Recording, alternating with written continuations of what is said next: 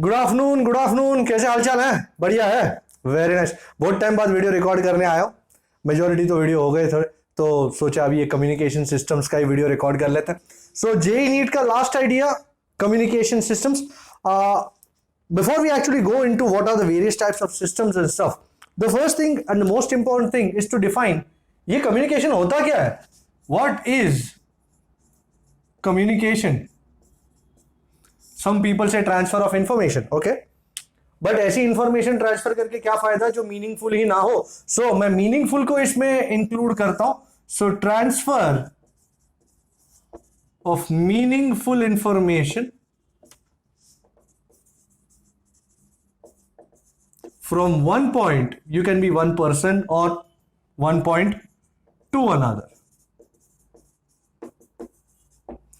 Suppose you are communicating with your friend. अभी फिलहाल मैं आपसे कम्युनिकेट कर रहा हूं, मैं जो भी कह रहा हूं, if it is not making any sense to you, are we communicating?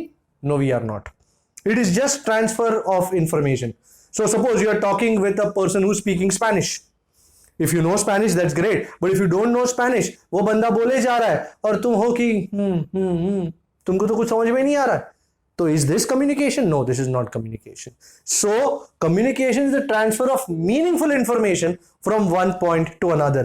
एक typical communication system में, ये typical communication system का block diagram दिखा रहा हूं आपको। You know, there are 5 basic ingredients. One is the origin of the information. You can also call it the source. उसके बाद आता है जिसके जरिए इंफॉर्मेशन ट्रांसमिट हो रहा है, we call it the transmitter. और उसके बाद आता है सबसे इंपॉर्टेंट बात, द चैनल। वहां से वो जा रहा है रिसीवर के पास,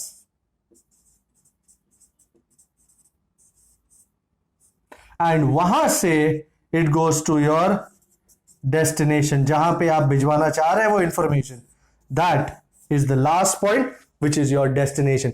So for example, हम एक human communication system की बात करें, मैं जो भी कुछ कह रहा हूं, it is originating in my head, it's originating up here, that is the origin of the information. वहां से वो मेरे मुंह से transmit हो रहा है, it is coming out through my mouth in the form of sound signals. वहां से air के जरिए वो दूसरों तक पहुंचता है। अब आपके और मेरे बीच में एयर है, एयर वेव्स भी है, रेडियो वेव्स भी है, इसलिए पहुंच रहा है। सो ये चैनल होता है। इट कैन बी एयर, अगर आप लैंडलाइन से बात कर रहे हो, it can be a wired line, और if you are talking via satellite telephone, it can be radio waves going from here to the satellite, bouncing back, और any other kind. So that is the channel. It can be air, wire, optical fibre, whatever. वहां से वो आपके कान में पड़ता है। Receiver आपका कान है, कान रिसीव करता है, बट उसको समझ में कुछ नहीं आता। वो रिसीव करके तुम्हारे दिमाग तक पहुंचाता है, विच इज द डेस्टिनेशन, जहां पे जाके बात क्लियर होती है कि क्या कहने की कोशिश कर रहा है। You know, now somebody told me, sir जो बंदा सोचे बगैर बोलता है वो तो उसमें तो ओरिजिन नहीं आएगा ना। नहीं, कोई भी सोचे बगैर भी बोलता है तो भी ओरिजिन तो उसके माइंड में ही, उसका माइंड में गंद भरा पड़ा है, इसलिए वो सोचे बगैर बोल रहा है। Okay, so this is the block diagram of a typical communication system. उसके बाद हम बात करते हैं हमारे स्पीच सिग्नल्स की। यू नो, स्पीच सिग्नल्स जिसे हम ऑडियो सिग्नल्स भी कहते हैं,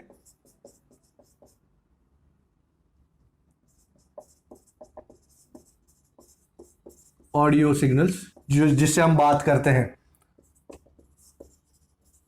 गो फ्रॉम 20 हर्ट्ज। हम जो स्पीच देते हैं, हम जो बात करते हैं, they go from 20 hertz to 20 kilohertz. Now, this is the typical, range of human speech signals. 20 kilohertz तक हम सुन सकते हैं, ये ऑडियो रेंज कहते हैं इसको। इसके आगे नहीं सुन सकते, बैट्स, डॉग्स वगैरह सुन सकते हैं, तो वो अलग फ्रीक्वेंसी रेंज में सुनते हैं वो लोग। बट हमारा human speech signals vary from 20 hertz to 20 kilohertz. And male की फ्रीक्वेंसी कम होती है, फीमेल्स की फ्रीक्वेंसी ज्यादा होती है स्पीच की। ओके, सो ये हो गया तुम्हारा speech signal. Now the first and the most important thing here, suppose कोई अपने सामने बैठा है और हम बात कर रहे हैं, we are talking, he is able to hear us because हमारी बात वहां तक अच्छी तरह पहुंच रही है। एयर में मीडियम में कोई डिस्पर्स नहीं हो रहा है signal. On the other hand अगर कोई बहुत दूर हो और हम बात करें चिल्ला के भी, तो भी उस मीडियम में सिग्नल के डिस्पर्स होने का चांस बढ़ जाता है। So that is why to send signals from one place to another we require what is called modulation. Sir ये मॉड्यूलेशन का मतलब क्या है? I liken it to the idea of a vehicle. Suppose आपको अपने घर से गली के नुक्कड़ पे कोई दुकान है वहां तक जाना है तो आप चलते हुए जाओगे, बट अगर आपको अपने घर से स्कूल तक जाना है जो 4 किलोमीटर दूर है, will you go walking? It's a very big idea. If you don't have a vehicle, it might be a very difficult idea. आप जब तक स्कूल पहुंचोगे तब तक डाउन हो गए होगे। हाँ, आपके पास कोई ऑप्शन नहीं है, वो बात अलग है। But if you have options, I'm sure you'll take a cycle and go, or you'll take a scooter and move on. तो and suppose अब यहां से आपको माउंट आबू जाना है, अहमदाबाद से mount Abu, will you take a cycle or a scooter? No, it is not advisable to take a scooter or a cycle. आप car ले लो, बस ले लो, वैन ले लो, वो चल जाएगा। सो जितना डिस्टेंस आपको कवर करना है उस हिसाब से व्हीकल चेंज करना पड़ता है। सो सिग्नल को, स्पीच सिग्नल को उस व्हीकल पे बैठा के दूर तक भगाना, दूर तक पहुंचे वो, that process is called modulation. So what is modulation? When speech signals या audio signals are combined with a carrier signal, carrier मतलब जिस पे बैठेगा वो, with a carrier signal superimposed भी कहा जाता है, this process is called modulation. Now vehicle का डिजाइन हमको पता चल गया कि अपने स्पीच सिग्नल को एक व्हीकल पे बिठाना है। This carrier is your vehicle, scooter या कार या वैन या बस जिस पे आप बैठोगे। तो वो व्हीकल कैसा होना चाहिए? नाउ डोंट टेल मी अच्छा होना चाहिए, कंफर्टेबल होना चाहिए, ये गाड़ी नहीं है, ये सिग्नल है।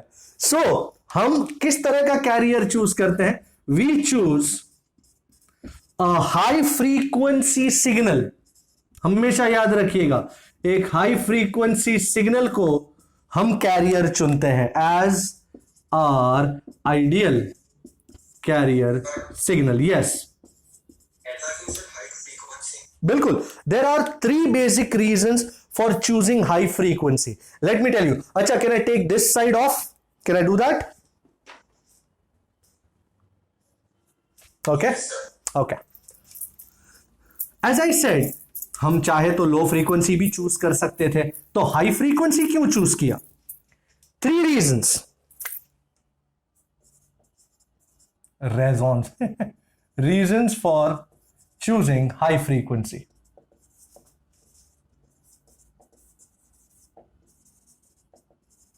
The first, which is a very important idea,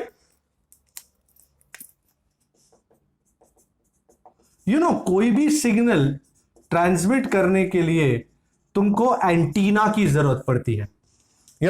all these signals, speech signals. Sorry? Oh yes, absolutely. A little amount of idea was there in chapter 8 electromagnetic waves में, but बाकी का last chapter में है जो अभी skip हो गया है। So the height of an antenna, in order to transmit a signal, you need an antenna, and the ideal height of the antenna has to be equal to lambda by 4. So अगर आप low frequency choose करते हो, so for example, let us say you choose frequency as 10 kilohertz. ये एक low frequency वो है। so 10 kilohertz में तुम्हारा लैम्बडा कितना होगा? c by nu, 3 into 10 raised to 8, and nu कितना? 10 raised to 4. so how much is this supposed to be? Isn't it 30,000?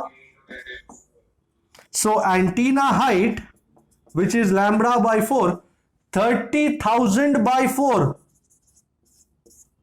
Isn't it 7,500 metre? 7.5 kilometre लंबा एंटीना लगेगा, 7.5 किलोमीटर लंबा।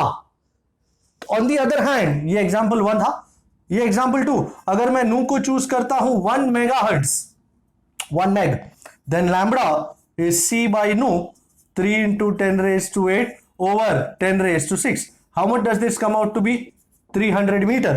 So antenna height is lambda by 4, which is 300 by 4, which is 75 meter. Which is much more realistic, the 75 meter antenna height या 7.5 kilometre लंबा antenna height? Isn't this much more realistic and much more easily achievable? अगर आपको पता है अपना drive इन पे जो दूरदर्शन का टावर है, I am sure you seen that TV tower, वो भी करीबन 100 मीटर ऊंचा है. सो this is a much more realistic option which confirms my hypothesis that a high frequency has to be chosen as carrier. Two more reasons. I'll take this off now. Two more reasons.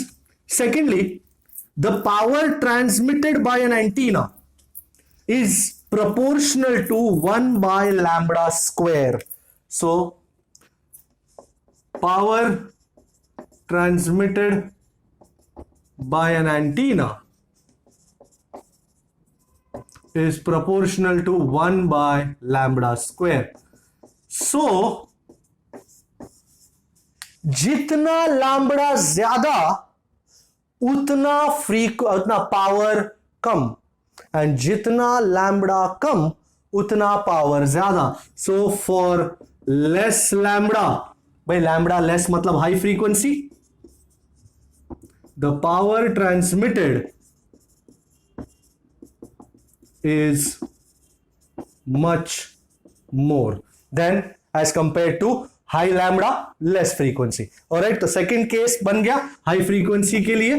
And third, overlapping of frequencies.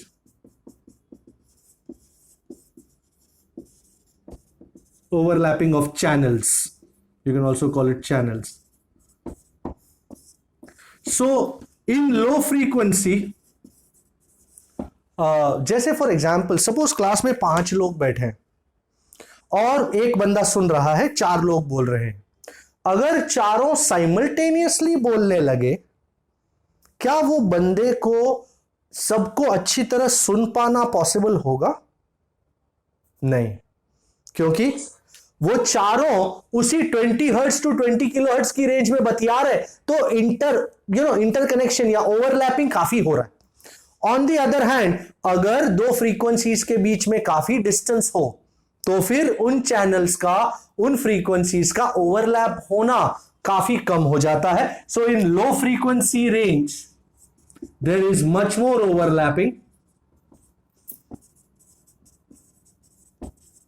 As compare to high frequency range. So ये 3 reasons के हिसाब से I have chosen that my ideal carrier should be a high frequency signal.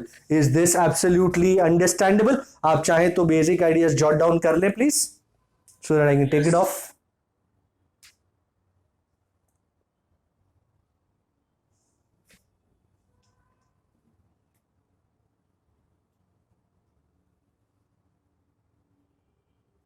Okay. Yes, sir. All right. Yes. अब sir ये modulation कितने प्रकार का होता है? भाई ये मॉड्यूलेशन जो है ना 3 टाइप्स का होता है. We have AM which is amplitude modulation, FM which is frequency modulation, and third is PM phase modulation. So the first and the most basic is amplitude modulation which we call AM. Basically radios वगैरह के लिए starting के time पे यही use होता था. पिछले 20-25 साल से FM ने मैदान मार लिया है. हाँ, FM थोड़ा कॉम्प्लिकेटेड है, सर्किटरी थोड़ी ज्यादा डेंजरस होती है, बट AM के मुकाबले इसकी एफिशिएंसी काफी अच्छी है, फिडेलिटी काफी अच्छी है। सो फ्रीक्वेंसी मॉड्यूलेशन आजकल प्रेफर किया जाता है। एंड कुछ केसेस में अगर डिजिटल सिग्नल्स हो या ऐसा कुछ हो तो फेज मॉड्यूलेशन का भी इस्तेमाल होता है। बट हमको सिर्फ एम्पलीट्यूड मॉड्यूलेशन पे ध्यान देना है। एम्पलीट्यूड मॉड्यूलेशन जो है is a process in which the amplitude of the carrier changes according to the amplitude of the modulating signal. Let me explain. I'll draw beautiful diagrams here. The first is my modulating signal. You know, मेरा speech signal, या लता मंगेशकर गा रही है वो, लता मंगेशकर का लेते हैं, आएगा आने वाला आएगा। You can see it's a signal which is continuously changing with time. This is also called an analog signal, a signal which continuously changes with time. So this is an analog signal, and this is my high frequency carrier signal, carrier wave जिसे कहते हैं। high frequency है, high frequency come wavelength, you know, a series of pulses.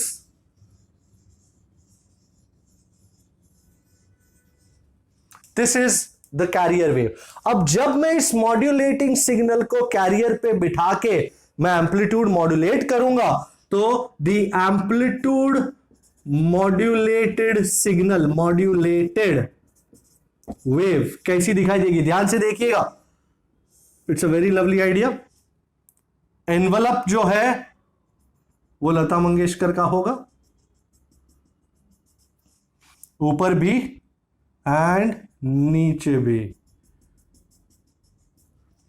There are ways and means to do this. Can you see that the amplitude of the carrier is changing according to the amplitude of the modulating signal?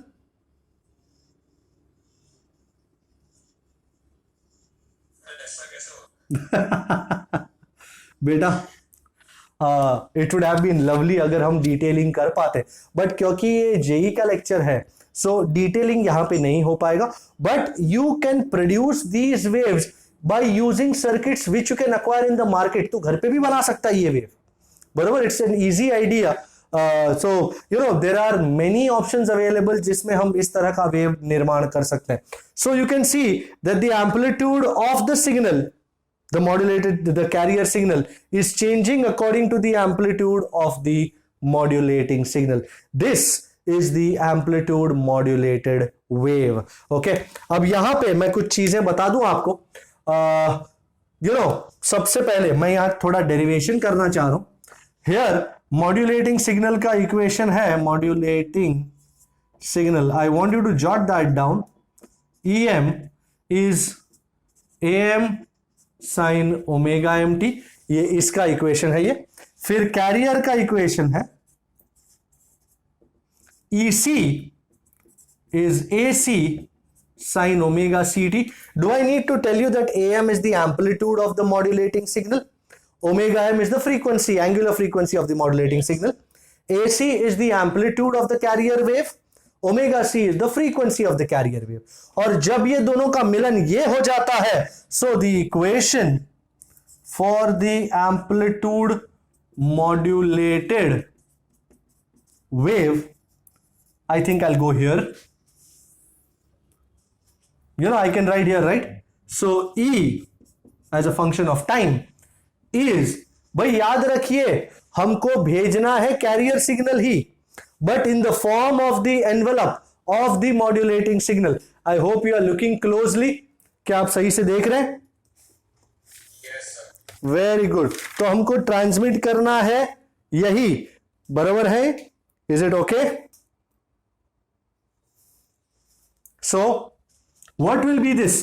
So याद रखिएगा ये जाएगा career frequency के जरिए ही। So AC plus AM sine omega m t, carrier तो है ही, साथ में मॉड्यूलेटिंग इसके ऊपर बैठा दिया है। So AC plus AM sine omega m t into sine omega c t. मैं यहां पे AC को बाहर लेता हूं, तो क्या बनेगा 1 plus A M by A C sine omega m t into sine omega c t. This, ladies and gentlemen, is the equation for the amplitude modulated wave. And this beauty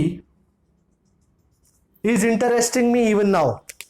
The ratio of the amplitude of the modulating signal to the amplitude of the carrier signal is called modulation index. Can I take this much off? Yes, sir. Basic definition ही था और कुछ था नहीं. So modulation index for M कहते हैं उसको, M A.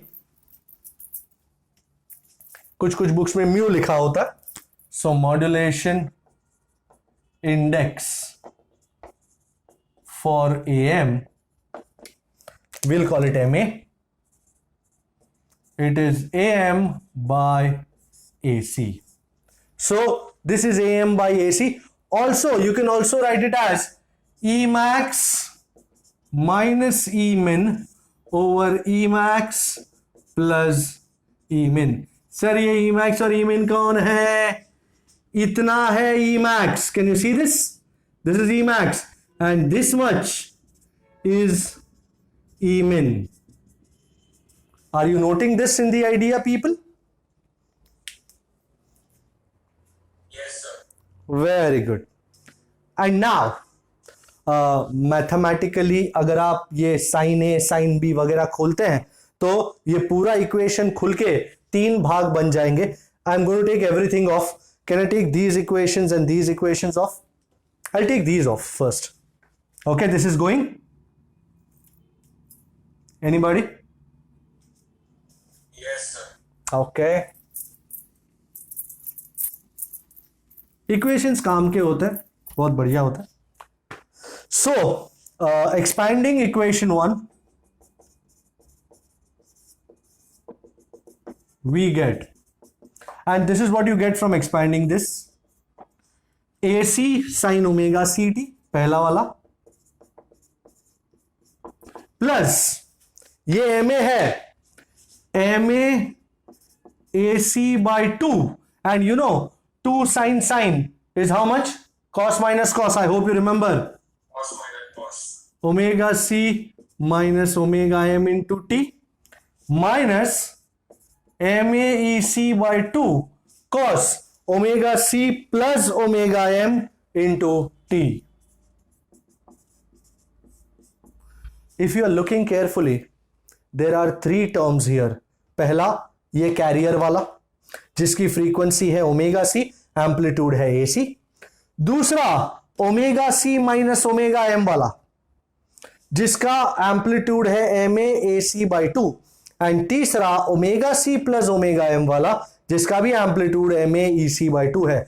यहां ओमेगा सी माइनस ओमेगा एम जो है it is called lower side band, LSB कहते हैं इसको.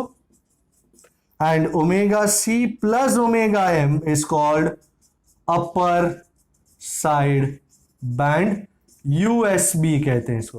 अरे भाई USB तुम्हारा वो USB केबल वाला नहीं है बाबा. Okay, I can take this off. So what do you get? Let me show you that कि क्या मिल रहा है आपको. सो 3 सिग्नल मिल रहे हैं. बेसिक है सबसे तुम्हारा कैरियर का सिग्नल. सो ये है कैरियर का सिग्नल जिसका एम्पलीट्यूड है AC, फ्रीक्वेंसी है ओमेगा सी. यहां है ये है ओमेगा सी माइनस ओमेगा एम, ये लोअर साइड बैंड है और इसका एम्पलीट्यूड है MA AC बाई 2. एंड तीसरा है ये अपर साइड बैंड जिसका एम्पलीट्यूड भी MA AC बाई 2 है एंड जिसकी फ्रीक्वेंसी है omega C plus omega m. So this is one channel, this is one channel now.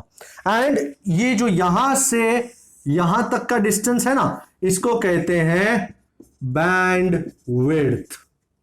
सो अगर यहां से यहां तक का डिस्टेंस देखो, दिस माइनस दिस करो तो क्या मिलता है? So bandwidth of a channel. So this minus this करेंगे, so bandwidth of a channel omega C plus omega M minus omega C minus omega M, omega c minus omega c goes away, so this is twice omega m. And in terms of frequency, you know omega is angular frequency, you want actual frequency, so this is 2 fm, where fm is the frequency of the modulating signal. Okay, so कोई अगर तुमसे पूछे कि भाई मेरे पास total bandwidth इतना है और हर एक चैनल की बैंडविड्थ है 2 FM, तो टोटल कितने नंबर ऑफ चैनल्स एकोमोडेट होंगे मेरे बैंडविड्थ में? तो total number of channels is total bandwidth over bandwidth occupied by a single channel. Are you jotting all this down people? So as I said, number of channels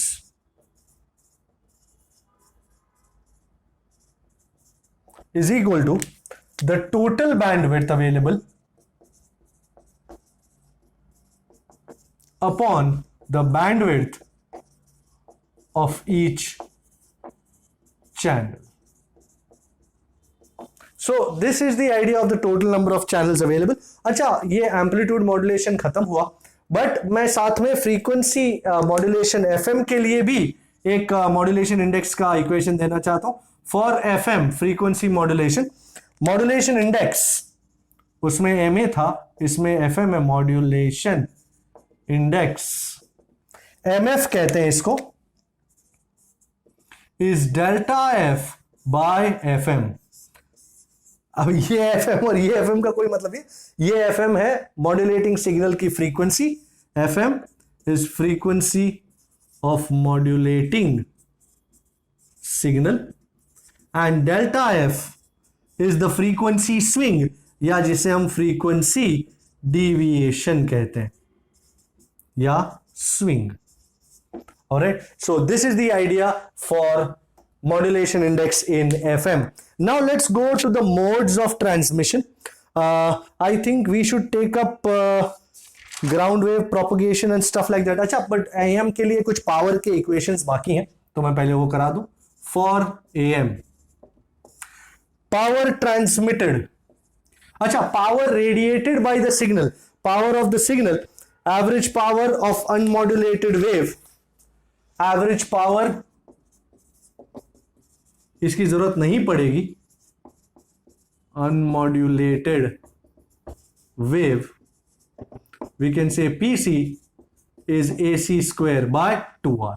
Then transmitted power,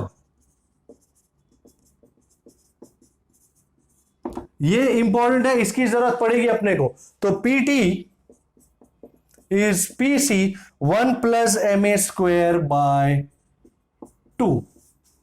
Here PC is the carrier power या power of the carrier wave. And finally current की बात हो, you know P is I square R, so total current IT is IC root of 1 plus MA square by 2. Okay, so can you see that idea? या sir ये दोनों PC same है? जी जी जी, बिल्कुल same है, बिल्कुल same. That is the power of the carrier wave. Okay, क्योंकि देख ना, ये एसी जो है वो एम्पलीट्यूड ऑफ कैरियर ही तो था, है ना? Yes sir. हाँ, कि जब तक कैरियर को मॉड्यूलेट नहीं किया गया है तब तक उसका power PC is AC square by 2R, ये हिसाब से आता है. So if you have taken all this off, we'll go on to the modes of transmission. Okay, कुछ न्यूमेरिकल्स लाया हूं. सबसे पहला SP3. What does it say? In 100 kilohertz bandwidth. So bandwidth कितना है? 100 kilohertz. If the highest frequency modulating a carrier, so FM दिया हुआ है, which is 5 kilohertz, then how many broadcast stations can be accommodated? मतलब number of channels चाहिए. भाई number of channels का equation हमारे पास रेडी था. सो सबसे पहले बैंडविड्थ BW मतलब bandwidth of each channel, isn't it 2 FM, which is 2 into 5, which is how many? How much? 10 kilohertz. So number of channels, total bandwidth upon bandwidth of each channel. Total bandwidth कितना है? 100 kilohertz. So 100 into 10 raised to 3 upon bandwidth of each channel, 10 into 10 raised to 3. I think the answer is 10 stations can be accommodated, 10 channels can be accommodated. I am looking at example number 5. Are you looking at example number 5? I was doing example 5. I'm still doing example 5. Which says a transmitter radiates 12 kilowatt power. So this is the total transmitted power, which is 12 kilowatt. And at 80% modulation. So MA is 80%, that is 80 by 100, which is 0.8. And you need what? Carrier power, PC. I think we have an equation for that. है कि नहीं? So PT is PC 1 plus MA square by 2. I think मुझे PC अगर चाहिए तो this is PT over 1 plus MA square by 2. PT is 12 kilowatt. मैं kilo को वैसे ही रखूंगा. 1 plus 0.8 का square by 2. I don't think it's going to be an issue. 0.8 का square is 0.64 and 0.64 by 2 is 0.32. So this is 12 by 1.32. 12 by 1.32 10 से थोड़ा सा कम, करीबन 9 के आसपास होना चाहिए. 9 किलोवाट के आसपास होना चाहिए. करीबन Yes, sir. करीबन 9 kilowatt will be the answer. अच्छा, इसी के साथ जुड़ा हुआ है राउंड 1 का 3. राउंड 1 का 3. This is going very lovely idea. Round 1 का 3 क्या कहता है? कुछ साइड बैंड्स के बारे में बात चल रही है. It says the speech signal of 3 kilohertz, मतलब ये तुम्हारा FM है, modulating signal 3 kilohertz is used to modulate a carrier signal of 1 megahertz. Oh, FC is 1 megahertz using AM. The frequencies of the side bands are, तो side bands की frequency absolutely.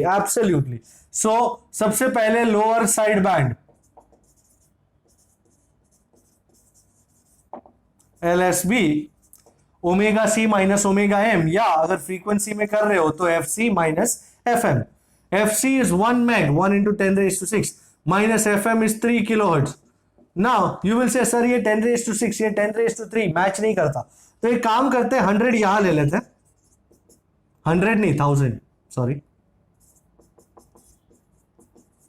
Okay, ये 10 raised to 3 ये 10 raised to 3, we are good.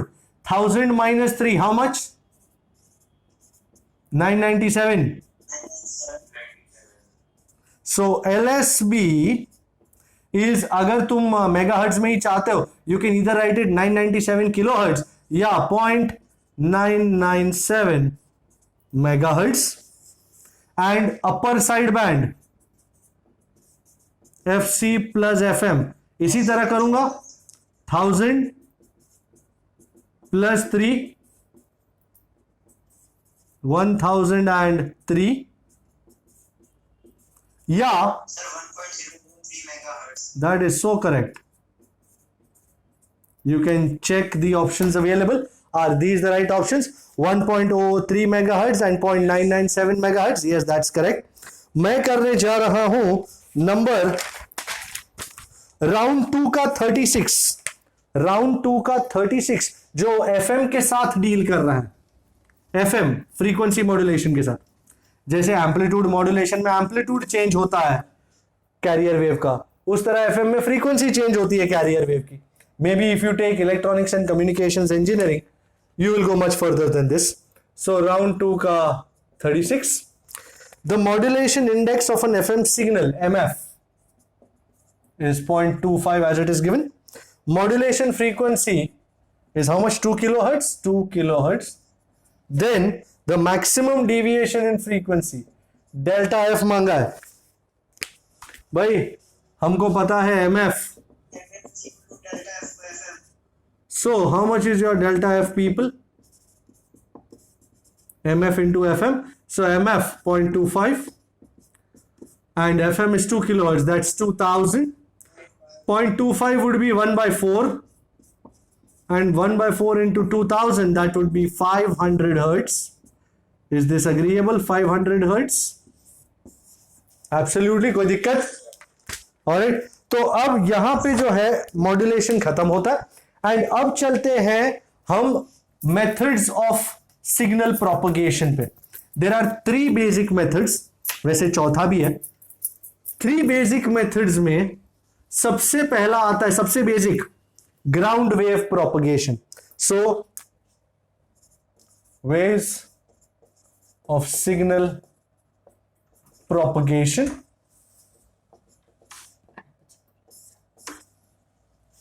First is ground wave propagation. You know, widely used in AM and 500 kilohertz से लेके 1500 kilohertz तक, 500 kilohertz to 1500 kilohertz तक ये method काफी काम करती है. And the signal lies near the earth और अर्थ के कर्वेचर पे क्रॉल करता हुआ आगे बढ़ता है. अर्थ के अलग अलग पोर्शंस में कहीं पहाड़ होता है, कहीं नदी होती है, कहीं रास्ता होता है. उन सब के साथ टकराते टकराते वो एक जगह से दूसरी जगह तक जाता है. This is basically used in radio transmission. Akashvani का ट्रांसमिशन इसी तरह होता है. Am radio, medium wave band, ये सब इसी तरह चलता है. ग्राउंड वेव प्रोपगेशन 1500 किलोहर्ट्ज के आगे इसका डिस्पर्शन इतना ज्यादा होता है कि you can't use ground wave propagation. The second is sky wave propagation. अब ये स्काई वेव प्रोपगेशन क्या है? स्काई वेव प्रोपगेशन को हम आयनोस्फीयरिक प्रोपगेशन भी कहते हैं. स्काई वेव प्रोपगेशन को we also call it ionospheric propagation. क्यों सर, आयनोस्फीयर को कहां लाए बीच में? And this works from 2 megahertz to 20 megahertz. Okay, 2 megahertz से 20 मेगाहर्ट्ज तक. इसमें the ionosphere acts, it's the layer above the Earth's atmosphere. Ionosphere acts as a mirror for the waves. For example, suppose this is the Earth और यहां transmitter है and this is the ionosphere, various layers of the ionosphere. तो ये signal यहां से जाएगा and ionosphere एक mirror की तरह एक्ट करेगा, क्योंकि आयनोस्फीयर में it is the only region of the atmosphere which has got free electrons and positive ions, and as a result the refractive index is less than 1, so the signal will undergo total internal reflection और यहां पे receiver पे वो मिलेगा अलग अलग frequency. 4 layers हैं, D, ई, F1, F2, कुछ कुछ अलग अलग जगह से आते हैं, अलग अलग जगह हो जाते हैं. और अगर 20 मेगाहर्ट्ज से ज्यादा है तो वो निकल जाएगा बारों बार. It will go away, never to come back. So this is how ionospheric propagation takes place. So due to free electrons and positive ions, the refractive index of the ionosphere is less than 1. Now the very natural question is, sir कोई equation है क्या? Ionospheric index of ionosphere is less than 1. So now अब मैं आपको कुछ equations दे रहा हूं. Critical frequency, the maximum frequency that can be reflected back. So critical frequency का equation FC is 9 root n max. I hope you're jotting things down. Yup. Sir critical frequency क्या है? Definition भी लिखी देता हूं. critical frequency FC is the maximum frequency that can be reflected from a layer having, ये nmax, तो ये नहीं पूछा ये nmax क्या है. nmax is the electron density nmax. D, E, F1, F2 अलग अलग लेयर्स की अलग अलग nmax होती है, तो अलग अलग क्रिटिकल फ्रीक्वेंसी होती है. ऑल्सो मैं आपको रिफ्रैक्टिव इंडेक्स ऑफ आयनोस्फीयर का भी इक्वेशन दे देता हूं. इंडेक्स ऑफ आयनोस्फीयर, ये बहुत ही इंपॉर्टेंट इक्वेशन है. Mu is root of 1 minus 81n by f square. Here n is the electron density and f is the frequency. Can you see that? Are you jotting it down?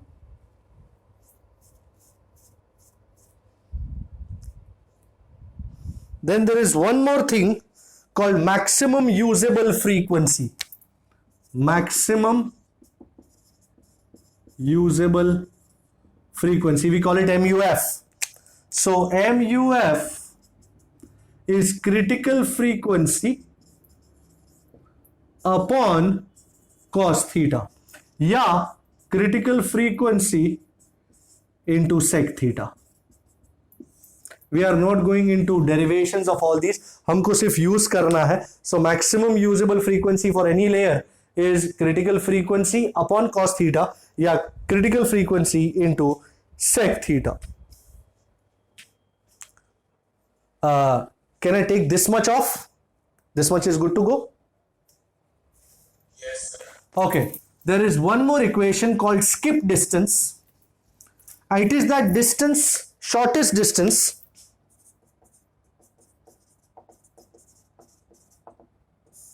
the shortest distance between the transmitter and the point on the earth where the signal comes back. I'll call it D skip, is 2h root of, root आएगा ना, f over fc का whole square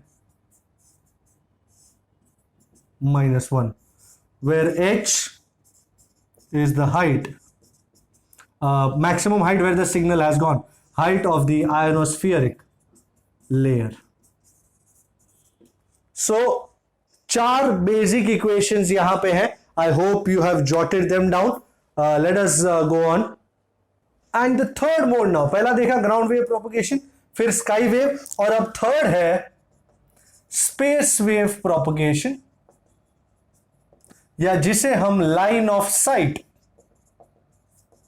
LOS propagation कहते हैं. Usually television signals वगैरह के लिए ये इस्तेमाल होता है खास. Here the transmitting antenna has to literally see the receiving antenna before the curvature of the earth comes in between. For example, suppose you have, this is the earth and this is the transmitting antenna and this is the receiving antenna. Is the transmitting antenna looking at the receiving antenna? Yes, ये transmitter है, ये receiver 1. पर अगर receiver यहां होता, would the transmitting antenna be able to see the receiving antenna? No, earth का curvature बीच में आ गया, बरोबर. सो ट्रांसमिटिंग एंटीना ये पॉसिबल नहीं होगा, ये वाला पॉसिबल हो जाएगा. और दिस इज द आइडिया. ये 100 मेगाहर्ट्ज टू 220 मेगाहर्ट्ज के लिए इस्तेमाल होता है खासकर. So you know, line of sight कहते हैं इसको. And the most important this thing is the communication range.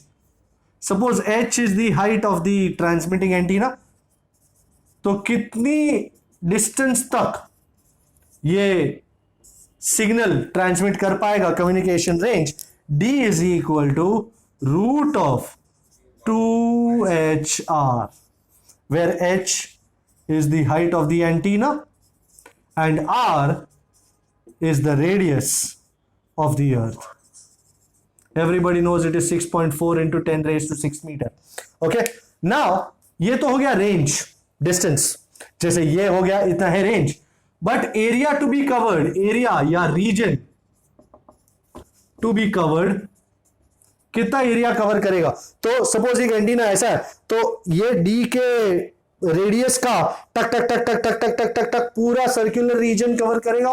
So area is pi into communication range का square. It's a circular area, so pi D square, and D is how much? √2HR.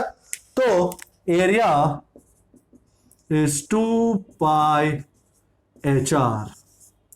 In a very beautiful idea, can you see distance, range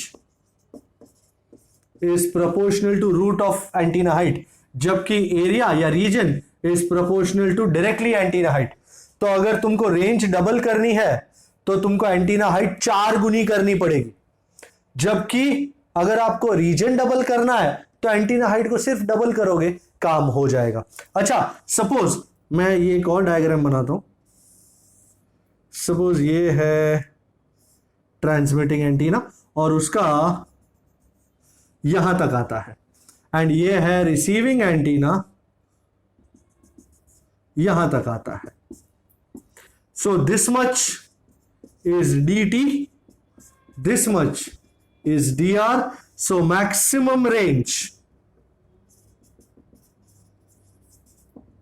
dm is dt plus dr, and dt, अच्छा इसका antenna height ht, इसका antenna height hr.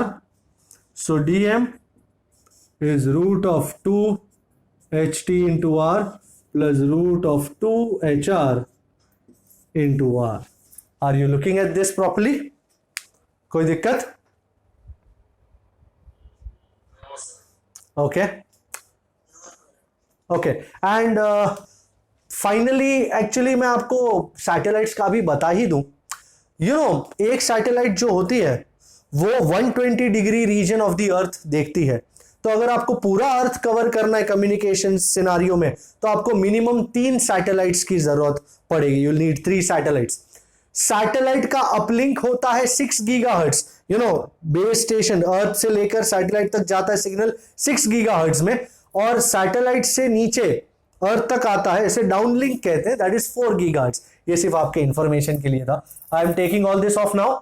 Agreeable? Okay, okay. So these were the basic ideas of communication systems. अभी जो ये methods of propagation किया है उसके कुछ न्यूमेरिकल्स को देखने का वक्त आया. So let's have a good look at them. मैं देख रहा हूं numerical number example 1 I am looking eight. Example 1, what does it say? It says for skywave propagation of a 10 megahertz signal. So FM is 10 megahertz. What should be the minimum electron density? N कितना होना चाहिए? So of the ionosphere. भाई इसको FC भी माना जाए. Do you remember F is equal to, yeah, FC is equal to 9 root N max. मुझे N max चाहिए, तो FC square is 81 times N max, which will give me N max is FC square by 81. FC is how much? 10 meg. 10 into 10 raised to 6 का square over 81. This is 100 into 10 raised to 12 by 81. And 100 by 81 is करीबन 1.2 1.3 के आसपास. Can that be an answer? 1.2 1.3 के आसपास करीबन? Yes, sir. 1.2. Per meter cube. So this is your N max. अच्छा कोई और है? ये वाला ले लिया. Yeah, round 2 का 9. I think it relates to skip distance or something like that. Round 2 का 9. What does it say?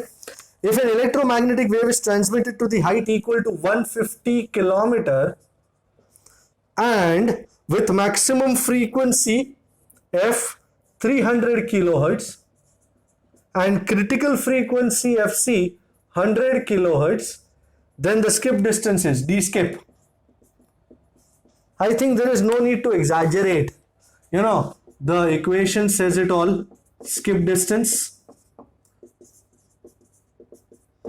2h root of f by fc the whole square minus 1. Are you ready? Height is 150. मैं kilometre में रखता हूं, फिर देखूंगा क्या करने का. f 300 kilo over 100 kilo the whole square minus 1. 10:3 कटा, ये 2 0 कटे. This is 300 root of 3 by 1 is 3. 3 का square 9 minus 1. And how much is 9 minus 1? Isn't it 8? And 8 का root क्या है? 2 root 2. Yes, sir. And if you have problems, 600 से थोड़ा ज्यादा- sorry, 600 से ज्यादा होगा थोड़ा. root 2 is 1.414. So 2 into 1.414 is 2.828. So you can use 2.83 also, doesn't matter. 2.83 multiply by 300, that's 283 threes are.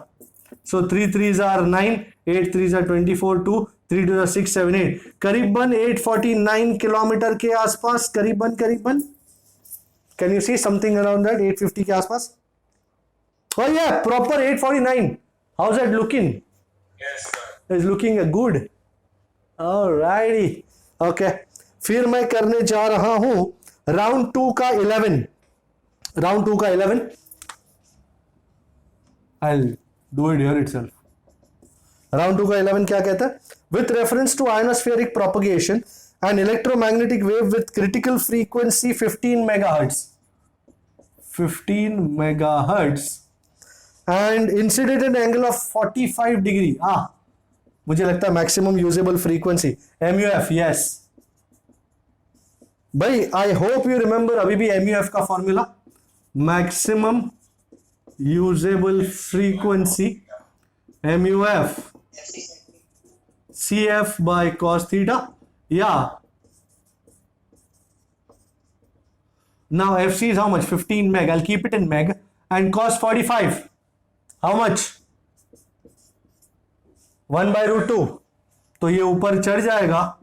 So MUF is 15 root 2 megahertz.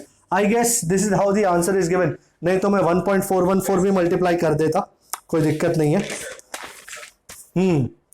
Okay, this one is lovely. मैं round 2 का 26 करने जा रहा हूं, उसके बाद राउंड 2 का 31. Can I take this off now?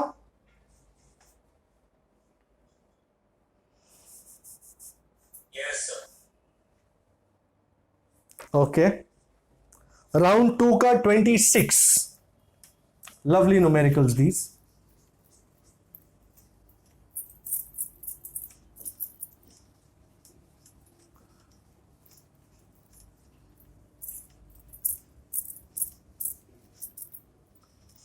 Round 2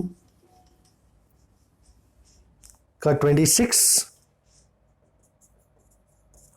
It says calculate the phase velocity चाहिए of an EM wave having electron density n is equal to 400 electrons per centimeter cube. भाई सेंटीमीटर क्यूब से metre cube में convert करना लाजमी. 1 centimetre is 10 raised to minus 2 metre, तो 10 raised to minus 2 metre का cube. So this is 400 over 10 raised to minus 6 metre cube. ये minus 6 ऊपर चढ़ जाएगा. Isn't this 4 into 10 raised to 8 पर मीटर क्यूब? यही कर दिया. Frequency of the D layer नू या एफ कह सकते हैं 200 kilohertz. Now people will ask me, sir ये साला समझ में नहीं आया, ये करने का क्या इसमें? Do you remember refractive index of the ionosphere layer, छोटा n या म्यू कहते हैं इसको, root of 1 minus 81n by F square. n मिल जाएगा. And do you know n is equal to c by v. C by V. बराबर है. तो यहां से हमको v मिलेगा. So let's start up. Root of, let's see इसमें से क्या मिलता है, 81 इंटू एन कितना है, 4 into 10⁸ upon f 200 kilo, that's 200 into 10⁻3, that's 2 into 10⁵ का square. And what are we up to now, never guess, let's rock and roll. 4 2s are 4 1s are 4, 8 4s are 32, 324 into 10⁸ upon 2 का square 4. अरे 4 cut ही रहा था यार, क्या sir, into 10⁻10, touch. अब 8 minus 10, 8 minus 10 है ना, and this will be 0.81, so 1 minus 0.81, how much is that, root of 0.19, and 0.16 के आसपास है, थोड़ा सा ज्यादा, तो 0.4 से थोड़ा सा ज्यादा होगा, मैं करीबन 0.44 या 43 ले सकता हूं. Let me just check. 0.43, 3 3s are 9, 3 4s are 12, 43 into 43 कर देते, 3 3s are 9, 4 3s are 12, 4 4s are 16, 17, हमारे आसपास ही आंसर आ रहा है ना. 1849 करीबन 0.43 दौड़ेगा, बिल्कुल दौड़ेगा. And now n is equal to c by v, so c 3 into 10⁸ over 0.43, 3 by 0.43. now this is 0.43 and करीबन 7 के आसपास, करीबन 4 7s are 28, करीबन 7 के आसपास साहब. 7 into 10⁸ मीटर पर सेकेंड, करीबन. इज दिस अग्रीएबल, क्या ऐसा कुछ आंसर आ रहा है? Very nice. ओके, अब मैं राउंड 2 का 29 करने जा रहा हूं, जो एकदम अलग ही चीज है. अगर आप देख रहे हैं राउंड 2 का 29 एकदम अलग ही चीज है. वो ये कहता है कि the characteristic impedance of a coaxial cable. Now let me tell you, for a coaxial cable, sir आपने बताया नहीं कैरेक्टरिस्टिक इंपीडेंस का इक्वेशन, बता देता हूं यार. कैरेक्टरिस्टिक इंपीडेंस 40 से 150 ओम के आसपास होता है. Z0 is root of L by C. Are you looking at this equation? Z0 is root of L by C. अब यहां पे गिवन Z0 कितना है, 160 ओम है, और क्या दिया हुआ है, inductance 0.4 milli henry, and capacitance चाहिए उनको. लो कर लो बात. सो Z0 is root of L by C. मुझे C चाहिए तो स्क्वायर करना पड़ेगा, Z0 square is L by C. तो how much is C? L by Z0 square. L कितना है, 4 into 10⁻⁻4. Z0 160, या कैन आई राइट 1.6 into 10⁻² का square. Can I do that? Okay, आप 16 into 16 भी लिखते तो भी कोई दिक्कत नहीं थी. 1.6 का स्क्वायर 2.56 into 10⁻⁴. अच्छा, -4 -8, एंड 4 डिवाइड बाई 2.56, करीबन 1.5 1.6 के आसपास होना चाहिए, है ना. 1.6 के आसपास पकड़ लो. Okay, so 16 into 10⁻⁻9 farad, nano farad में लाने की कोशिश, करीबन 16 nano farad. Can you see the answer? करीबन, is that agreeable? 16 nano farad looks good. Okay dokey. And now I am looking at, I think 31, round 2 का 31. I am taking this off now. Okay, fair enough. Oh yes. कहीं ना कहीं चीजें होती हैं, बस अपने को देखनी होती है. सो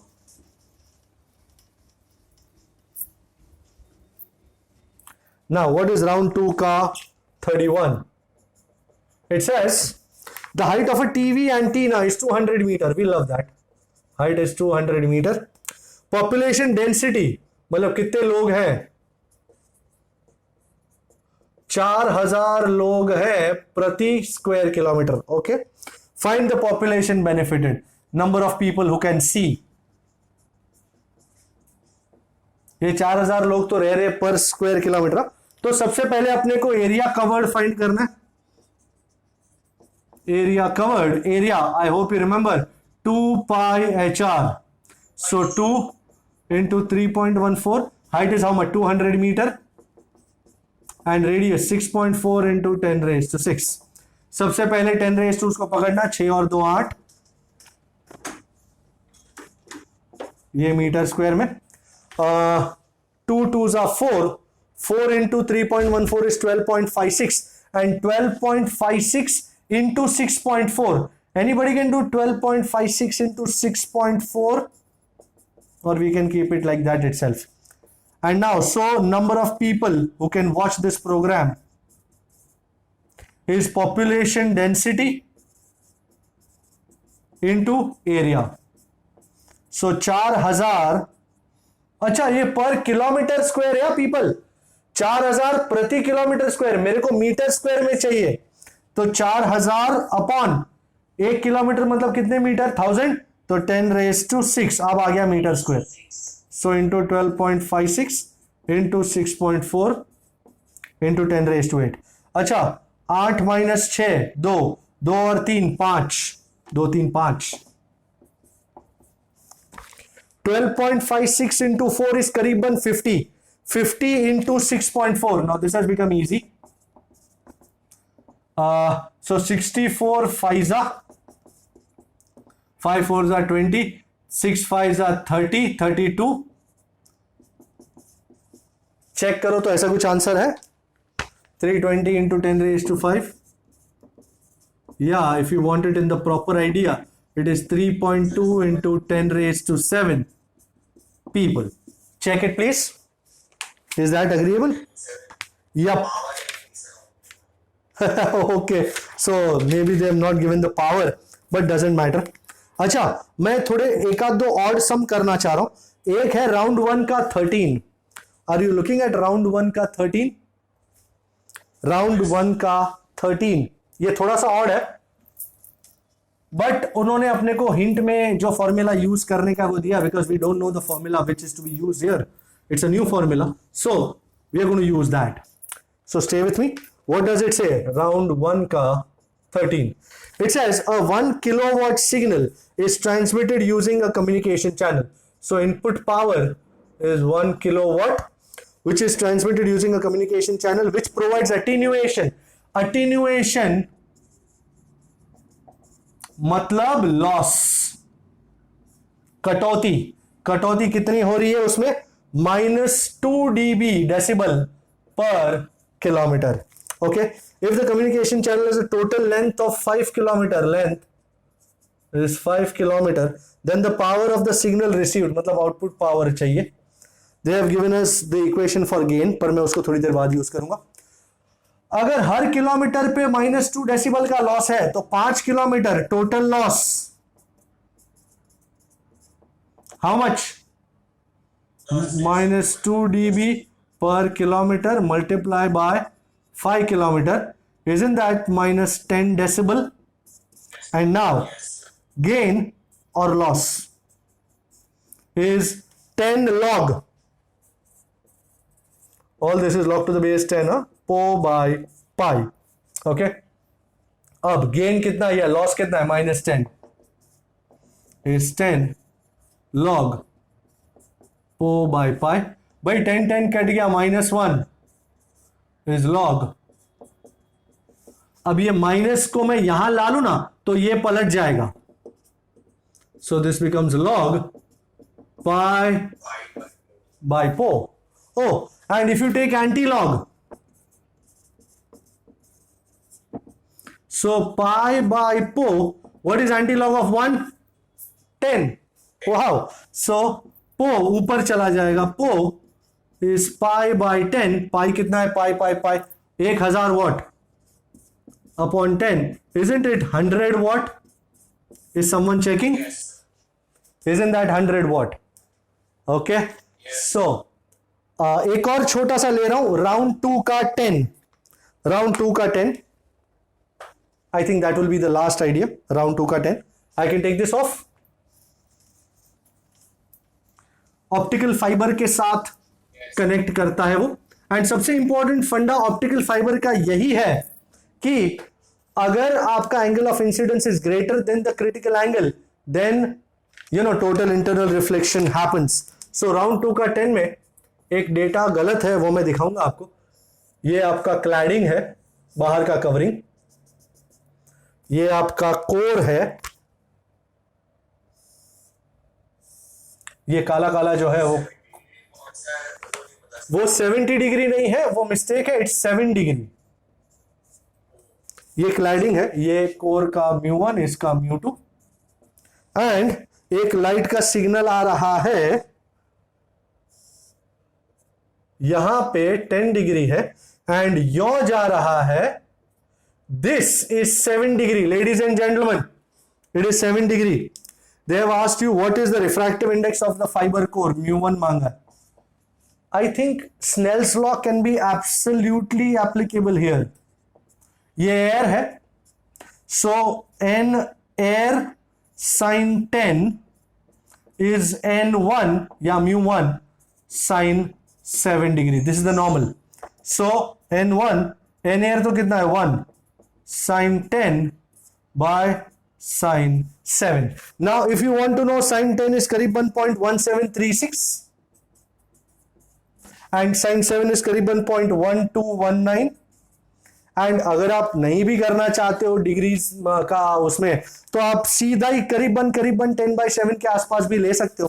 करीबन 1.4 के आसपास आंसर आ जाएगा, क्योंकि छोटी एंगल्स में चलता है. सो μ1 is करीबन 1.425. If you divide these, comes out to be 1.425. Okay.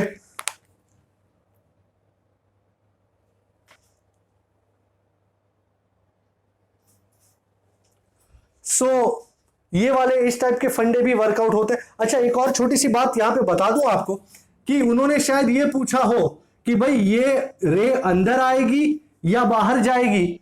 तो हमेशा याद रखना, सबसे पहले इस कोर क्लैडिंग इंटरफेस का क्रिटिकल एंगल फाइंड कर लेना, और फिर ये एंगल ऑफ इंसिडेंस क्रिटिकल से ज्यादा है कि नहीं वो देख लेना. तब जाके you will be able to finalise. If so for total internal reflection, angle of incidence has to be greater than critical angle. बराबर है. So critical angle, if you remember IC. Anybody remembers the angle equation for critical angle? नहीं?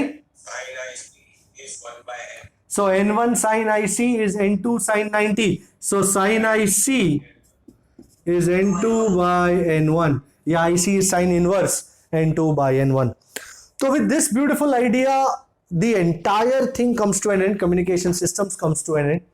And JEE का course यहाँ complete होता है. By kindly make an effort to solve these questions, these ideas at home, go through them, and you'll be able to work it out. So all the best and keep solving. I'll see you next time. Bye bye. Take care.